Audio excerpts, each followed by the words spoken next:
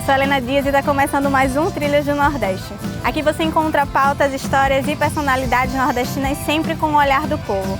Reportagens e entrevistas que falam sobre o Nordeste e dão evidência às nossas narrativas de resistência, fartura e solidariedade. Vem comigo! Vamos até a Paraíba, no território de solidariedade, para saber mais sobre o Centro Cultural Piolim, que atua com crianças e adolescentes por meio da arte circense. Você sabe o que é assistência técnica em extensão rural? Hoje vamos saber mais sobre o assunto no Aqui Pra Nós. A conversa é com Neila Santos, coordenadora da Rede Ater Nordeste de Agroecologia. E no que tu indica, a sugestão cultural veio de Pernambuco.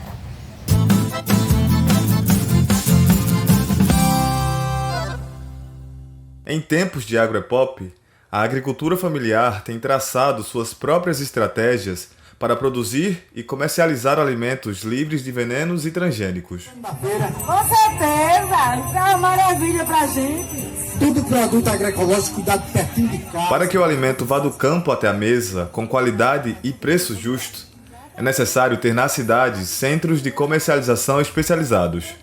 Nessa perspectiva, a economia solidária tem transformado a vida de muitos agricultores e agricultoras do semiárido através de uma nova lógica de escoamento e venda dos produtos da agricultura familiar. Quem é referência nesse assunto são os Centros Públicos de Economia Solidárias, os CESOLs, que reúnem e ampliam iniciativas que geram trabalho e renda, como explica Aline Craveiro, a coordenadora do CESOL Sertão do São Francisco. O CESOL ele tem um papel de acompanhar a gestão de produção desses grupos, né, orientando os grupos sobre a gestão financeira desses produtos, né, da sua produção, a qualificação desses produtos, né, como embalagem, rotulagem, onde essas rotulagens elas estejam com informações, né, mínimas informações, né, sobre os produtos, e principalmente o acompanhamento na comercialização. E foi assim que Sônia Ribeiro, produtora e agricultora de Juazeiro, na Bahia, foi descoberta pelo CESOL. Ela produz doces e geleias de frutas da caatinga. Esse é um exemplo prático do beneficiamento de alimentos livres de agrotóxicos. É importante porque me ajuda financeiramente e também, mais importante, que me eleva a ter muito conhecimento com pessoas, amigas, fiz muita amizade através do doce. E isso é que me fortalece, porque descobri muitas pessoas maravilhosas dentro desse tempinho que eu estou no doce. Foi através do doce que chegou a associação. É através do doce que as pessoas vão para as reuniões, porque quando eu falo, olha, o doce, quando eles veem chegar aqui, o caldo CESOL, tá vendo que quando o doce cresce, a comunidade toda cresce. Já as lojas especializadas em produtos agroecológicos auxiliam na venda de produtos locais e também os oriundos de outras regiões do mercado. É o caso da Agroecologia, no Recife, que reúne alimentos da agricultura familiar do semiárido pernambucano, mas comercializa também produtos de outros estados do país, com foco na valorização da cadeia produtiva da agroecologia. Ainda, espaços como o Armazém do Campo em Recife e em Salvador e o Armazém da Caatinga em Juazeiro, na Bahia, viabilizam as atividades produtivas das dezenas de iniciativas econômicas solidárias que resistem e constroem um novo modelo de economia, gerando renda e contribuindo com o desenvolvimento econômico de forma justa, sustentável e, acima de tudo, solidária.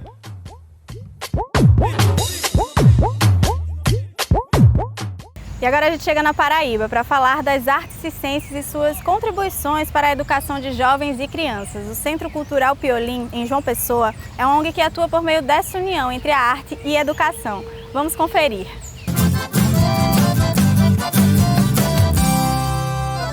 Quando você pensa em solidariedade, o que vem à sua cabeça? Em João Pessoa, na Paraíba, um grupo de artistas circenses e culturais tem praticado a solidariedade ao mesmo tempo em que divertem e ensinam crianças e adolescentes do bairro do Roger. Com 45 anos de existência, o Centro Cultural Piolim é uma organização não governamental que oferece oficinas de teatro, cultura digital, arte da palavra, identidade e memória e de circo. Na prática, as crianças têm a possibilidade de desenvolver os sentidos e o seu potencial expressivo, visando seu crescimento pessoal e a integração social por meio da educação e de atividades artístico-culturais. Segundo o presidente do centro, Pedro Felipe, a ONG funciona como um propulsionador da cultura. E aí, desde então, para além das oficinas, né, por isso que a gente considera um centro cultural também, ele funciona não só com aulas e oficinas artístico-pedagógicas, mas também como fomentação cultural, né, promoção de cultura. Então, durante essa história toda, né, 1980 até os anos 2000, né, até hoje, o Centro Cultural Piolim sempre encontrou, né, no contato, no estímulo à cultura, na produção de eventos, produção de festivais, de espetáculos, esse contato mais ampliado, né, com a cena cultural da cidade, e não só da cidade, como do estado e dos estados do entorno. Né? Tudo começou na Escola Piolim, uma escola de artes que foi fundada em março de 77 para atuar na produção e difusão cultural através do intercâmbio entre grupos artísticos da cidade e de outras regiões do país. De lá para cá, o Piolim desenvolve um conjunto de projetos que tem como foco a educação integral de crianças, adolescentes e jovens de escolas públicas, além do incremento da difusão da produção cultural. Uma das atividades mais importantes desenvolvidas pelo centro é o Circo Social.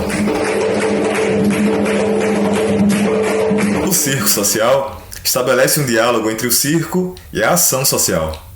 O circo, como arte produzida pela sociedade ao longo do tempo, com características itinerantes e performáticas, e a ação social sendo especificamente a educação, como uma atividade que propõe o desenvolvimento para a inclusão dos diversos sujeitos na compreensão política e no protagonismo da vida em sociedade. Uma ação que visa perceber, ampliar e modificar o cotidiano social, como explica o ex-educando e agora educador do centro, Josenberg Pereira. O circo social, ele vai muito além da técnica, né? Vai muito além de você ensinar a fazer malabares, a subir um trapézio, a dar uma cambalhota. Então, a partir disso, a gente está ali trabalhando a autonomia, o protagonismo, esse trabalho coletivo que a gente emprega muito. Então, tudo isso, a gente vê uma potência, a gente vê esse avanço muito grande. O circo social, e através de outras atividades também, ele tem esse despertar, né? Então, a partir de uma técnica, ele também desperta outros olhares, né? Um olhar de cuidado, um olhar de percepção no geral, né? Desde casa, desde outro espaço que a gente ocupa, né? Mais de 2.000 alunos já passaram pela instituição e mais de 30 peças teatrais foram montadas, além das 15 oficinas ministradas.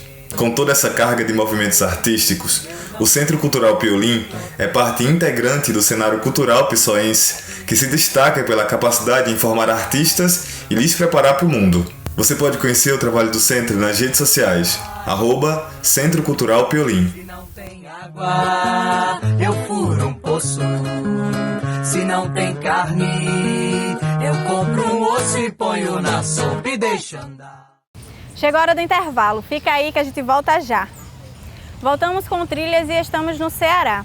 Composta por diversas organizações que atuam há décadas com agroecologia, a Rede Ater Nordeste representa uma articulação regional na área, seja na luta por direitos e políticas públicas ou na produção de conhecimentos sobre as potencialidades da agricultura familiar no Nordeste.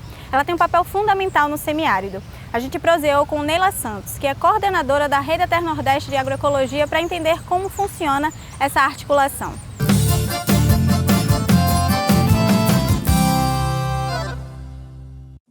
Olá, nós estamos aqui hoje com Neila Santos, que é coordenadora do Centro de Estudos do Trabalho e de Assessoria ao Trabalhador e à Trabalhadora, o CETRA, e da Rede Ater Nordeste de Agroecologia. Seja bem-vinda, Neila. Obrigada, Helena. Neila, a sigla, né, ATER, ela significa Assessoria Técnica e Extensão Rural. Como é que funciona essa assessoria, né? Como é que ela acontece e a nível regional também, por meio da Rede ATER? Oi, Helena. Então, obrigada pelo convite. Então, assim, nós da Rede Ater Nordeste de Agroecologia, né? Nós somos uma organização formada há 19 anos no Nordeste e desenvolvemos assessoria técnica à agricultura familiar na perspectiva agroecológica, né? Somos 12 organizações no Nordeste. Então, essas 12 organizações, elas desenvolvem assessoria técnica e extensão rural a partir de uma metodologia focada na produção agroecológica, né, dessas famílias, no debate sobre a construção do conhecimento agroecológico, no trabalho, na perspectiva, assim, entendendo a agroecologia para além dos processos produtivos. É uma agroecologia que agrega a relação entre os seres humanos e a relação com o meio ambiente. Neila, recentemente, né, uma pesquisa da Rede Pensão, ela apontou o número de 33 milhões de pessoas em situação de fome, né? E em relação à agroecologia, existe um mito, uma mentira muito grande de que a agroecologia ela não seria capaz, né, de lidar com essa situação, por exemplo, da produção de alimentos, né, de abastecer, né, a nossa demanda de alimentos. Como é que vocês percebem isso? Qual é o papel da agroecologia nessa atual situação do Brasil em relação ao combate à fome? Sim, dentro de todo o processo que a gente vem trabalhando na assessoria técnica à produção agroecológica, a gente tem, a partir das experiências das famílias, a gente tem concluído ainda mais que a agroecologia tem, sim, a capacidade de alimentar a população brasileira, tem, sim, a capacidade de superar a fome. A questão é que essa agricultura agroecológica, ela precisa ter o mesmo olhar que o Estado brasileiro tem para o agronegócio, ela precisa ter um olhar de investimento que o agronegócio tem. Então, assim, a agroecologia, ela não se sustenta por si só, ela precisa de outros elementos das políticas públicas. A produção da agricultura familiar, ela precisa de estímulo das políticas públicas para que ela aconteça. Neila, a gente está falando de sistemas alimentares, né? E são muitos os desafios para lidar com o que a gente tem aqui no Brasil. Você poderia destacar alguns principais pontos da pesquisa Reinvenção dos Mercados, Alimento Saudável da Agricultura Familiar do Semiárido, que foi inclusive apresentada pela Rede Até Nordeste na primeira Feira Nordestina da Agricultura Familiar e Economia Solidária?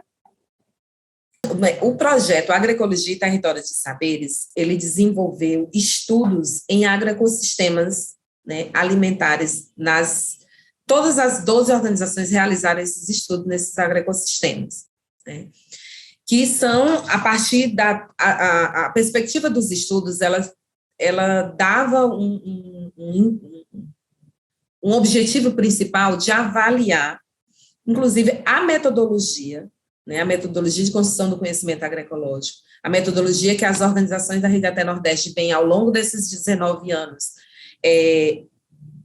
refletindo, né, adaptando, testando junto às famílias agricultoras, e como esse trabalho de assessoria técnica na perspectiva da produção agroecológica, alinhado a todos os investimentos que essas famílias estão tendo, o que é que isso significa na prática, né, na vida dessas famílias, quais são os ganhos, né, os impactos que essas ações de assessoria técnica, de políticas públicas, junto a essas famílias têm acontecido. Atuar com a agroecologia, né, na região Nordeste é também uma disputa de narrativas muito forte, né, porque a região Nordeste tem esse imaginário de que né, é só seca, né, de fome, né, quando, na verdade, a gente, por meio da agroecologia, enxerga uma série de potencialidades, né. A Rede Até Nordeste, como é que ela enxerga essa disputa de narrativas e o papel dela na construção da região, né, no fortalecimento do Nordeste? O nosso olhar para a região Nordeste é um olhar de que ela é uma região extremamente rica em pessoas, em clima, em território, em saberes. Nós temos uma região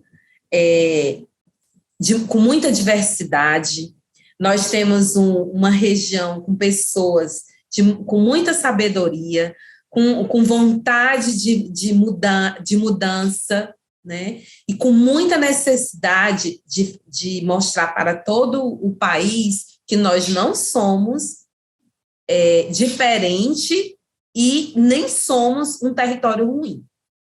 Então, assim, que a gente, e principalmente que o semiárido, ele é rico em vida, ele é rico em potencialidade. A gente agradece a tua participação aqui no Trilhas do Nordeste, Neila, e até a próxima. Obrigada, Helena, um prazer estar com vocês e convido a todas e todos a curtir as redes sociais da Rede Até Nordeste de Agroecologia. E agora vamos para mais um intervalo, eu volto daqui a pouco.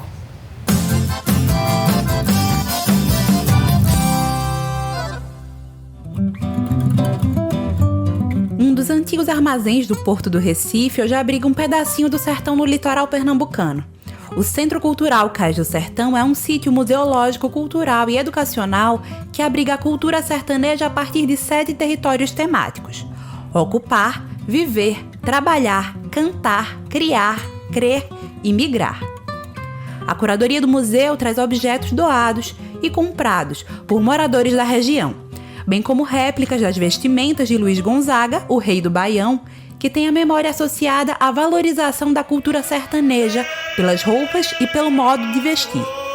Aqui no Centro Cultural Cais do Sertão a gente tem um museu e a gente também tem outros espaços, né, que nos provocam a essa amplitude no olhar do que é a vida do nordestino e do sertanejo.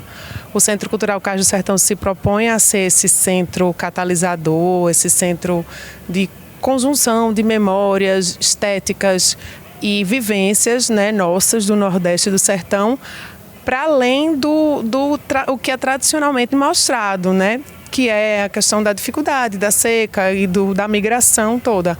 A gente aqui também fala disso, mas a gente também fala das riquezas, das alegrias, das belezas, né, do canto, da música, da dança.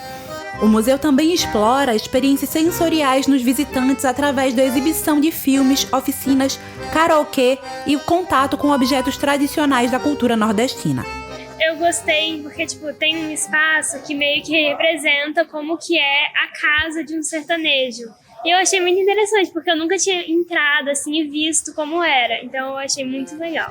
Além dos turistas, a maior parte do público dentro do Centro Cultural são estudantes da rede pública e da rede privada, também pelo princípio educacional e cultural do espaço. Me chamou mais atenção a variedade de coisas, né? Diversidade de conteúdo, de artefatos, né? Porque a gente costuma ver o sertão mais de cima, aquela coisa mais o sertão seca e as coisas mais.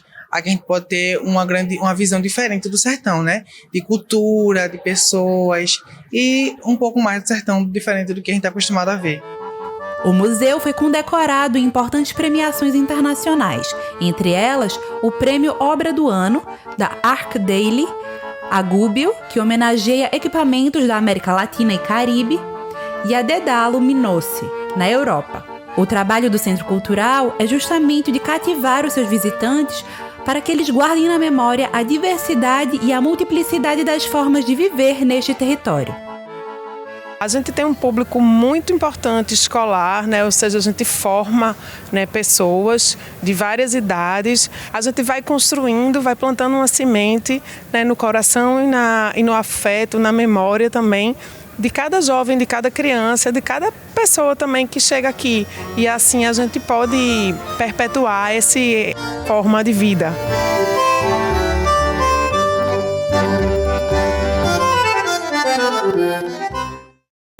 E a sugestão de hoje já foi citada aqui no Trilhas em outros momentos, de tão importante que ela é para as discussões e reflexões sobre o Nordeste. Hoje a indicação vem do historiador Wagner Geminiano. Roda a vinheta para chegar em Pernambuco.